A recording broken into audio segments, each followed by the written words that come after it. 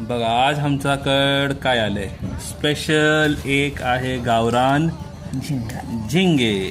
चला ह्याच्याबद्दल आमची आई आता सांगणार. बघ सांगा मम्मी.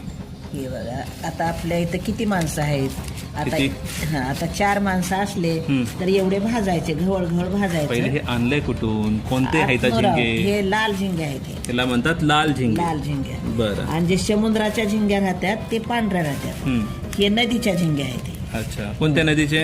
आतनूरच्या नदीच्या. आतनूर. आतनूर कुठे येते? इथं जळकोट रोड, जळकोट तालुक्यामध्ये येते आतनूर. हे लाल झिंगे आहेत. मग ह्याला घवळ भाजायचं.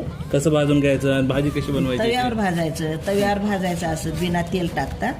आणि मसुरीच्या डाळीमध्ये हे करायचं. मसुरीची डाळ असं टाकायचं, खालीवरी थोडी करायचं, पाणी टाकायचं, मीठ मिरचू सगळं टाकायचं. खालीवरी थोडंसं एवढं पाणी टाकायचं. टाकून हे झिंग्या, भाजलेल्या झिंग्या असं खळखळ धुवायचं चांगलं. धुवून हे टाकायचं. बरं. टाकलं का मग आता झाकून ठेवायचं. झाली भाजी तयार. हे बघा. मग कशी भेटली हे आपल्याला झिंगे?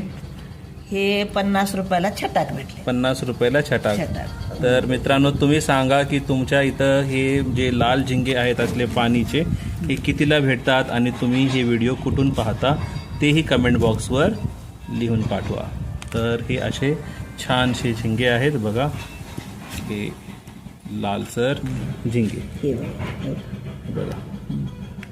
छान लागते भाजी अशी. छान भाजी लागते ना. बघा.